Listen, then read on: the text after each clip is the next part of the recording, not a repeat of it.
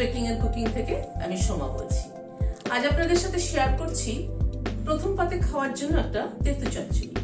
এই তেঁতো চচ্চড়িটা কিন্তু এমনি সাধারণ তেঁতো চচ্চড়ি থেকে একটুখানি আলাদা রকম। এতে কিন্তু মুখের স্বাদ কিন্তু অনেকটা বদলায়। প্রথম পাতে খাওয়ার জন্য আমাদের কিছু না কিছু একটু দরকারি হয়, তাই এরকম যদি একটা তেঁতো চচ্চড়ি হয় আর সাথে একটা অন্য কিছু মাছের ঝোল থাকলেই কিন্তু খাওয়া হয়ে যায়। তাহলে চলুন দেখে নিই কি করে বানালাম তেঁতো চচ্চড়ি। এখানে 3টে উচ্ছে, 2টো বেগুন আর একটা আলু নিয়েছি। প্রথমে কেটে নিচ্ছি, সবগুলোকেই লম্বা লম্বা করে কেটে নেব।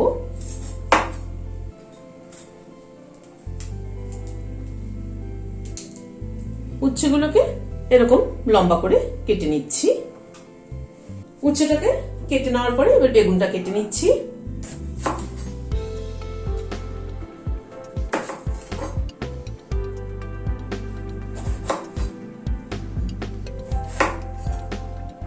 বেগুনটাকেও এরকম লম্বা লম্বা করে কেটে নিলাম।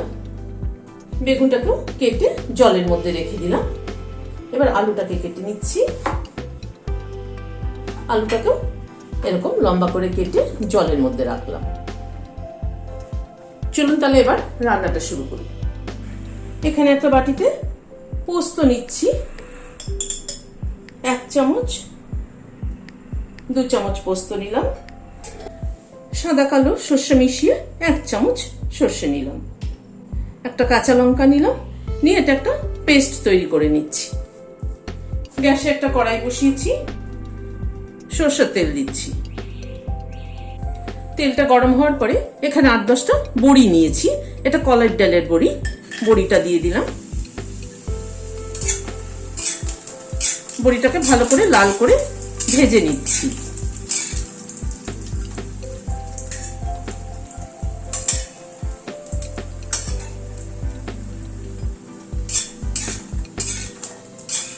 বড়িটাকে ভেজে তুলে নিচ্ছি।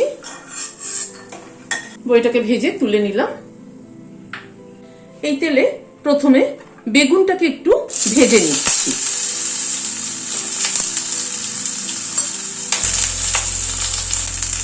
অল্প একটু নুন ছড়িয়ে দিলাম, অল্প একটু হলুদ ছড়িয়ে দিলাম। নুন হলুদ দিয়ে বেগুনটাকে ভেজে নিচ্ছি। গ্যাসের ফ্লেমটাকে কম করে রেখে নুন হলুদ দিয়ে বেগুনটাকে ভেজে নিচ্ছি। বেগুন কিন্তু মানে যতই তেল দেবেন ততই তেল কিন্তু টেনে নেবে, সেই জন্য অল্প একটু তেলে বেগুনটাকে গ্যাসের ফ্লেমটাকে কম করে ধীরে ধীরে একটু লাল করে ভেজে নেব। বেগুনটা ভাজা হতে হতে বড়িটা যেটা ভেজে নিয়েছি সেটাকে একটু থেতো করে নিচ্ছি, মানে গুঁড়ো করে নিচ্ছি।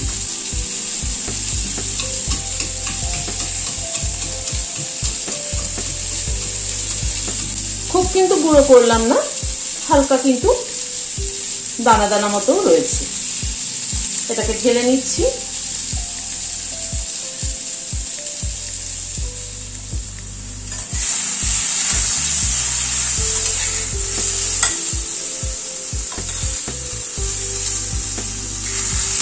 বেগুনটা আরেকটু ভাজা হবে। বেগুনটা কিন্তু ভাজা হয়ে গেল, তুলে নিচ্ছি। বেগুনটাকে তুলে নিলাম। বেগুনটা তুলে নেওয়ার পরে কড়াইতে আরেকটু তেল দিচ্ছি।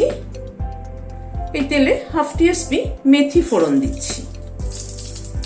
গ্যাসের ফ্লেমটাকে কম করে মেথিটাকে আগে ক্র্যাক করিয়ে নেব, যাতে মেথির গন্ধটা ভালো মতো তরকারিতে আসে। এই তিতো চচ্চড়ি কিন্তু মেথি ফোড়ন দিয়ে খেয়ে দেখবে দারুণ লাগে। মেথিটা লাল করে ভেজে নেওয়ার পরে প্রথমে আলুটা দিয়ে দিচ্ছি।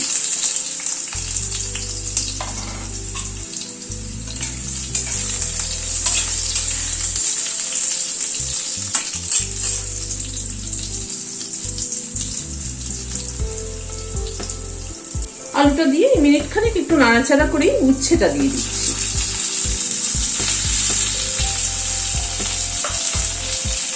এবার একটু নুন দিচ্ছি, 1/2 টিস্পুন মতো নুন দিলাম।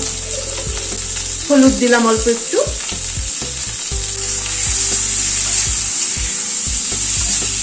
নুন হলুদ দিয়ে আলু আর উচ্ছেটাকে ভেজে নেব আগে।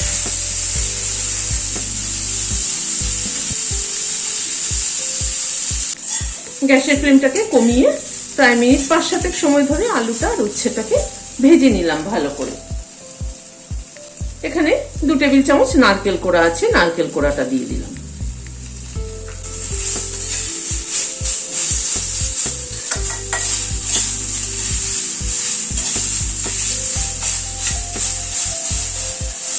নারকেল কোড়াটাকে একটুখানি ভেজে নেব।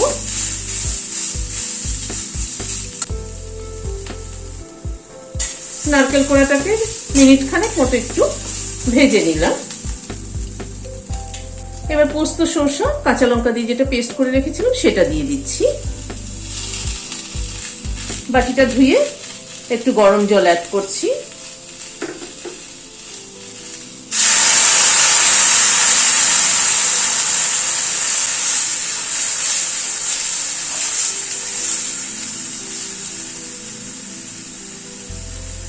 একটুখানি ঢেকে দিচ্ছি। এই মিনিট 2 মতো ঢাকা ছিল।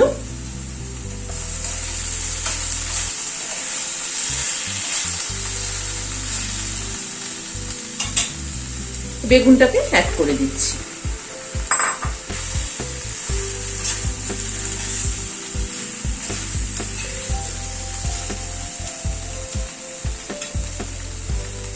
ওয়ান টিএসপি চিনি দিয়ে দিলাম।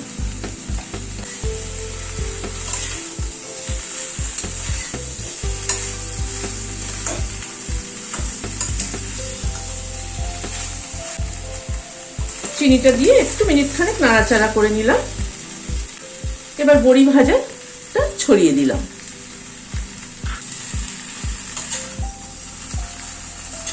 বড়ি ভাজাটাকে মিশিয়ে দিচ্ছি। এখানে 1 চিমটি হিং নিয়েছি। হিংটা একটু গরম জলে গুলে নিচ্ছি। হিংটা একটু গরম জলে গুলে ছড়িয়ে দিচ্ছি। হিংটা এইভাবে দিলাম এই কারণে যে হিঙের গন্ধটা কিন্তু বেশি স্ট্রং হবে। তাহলে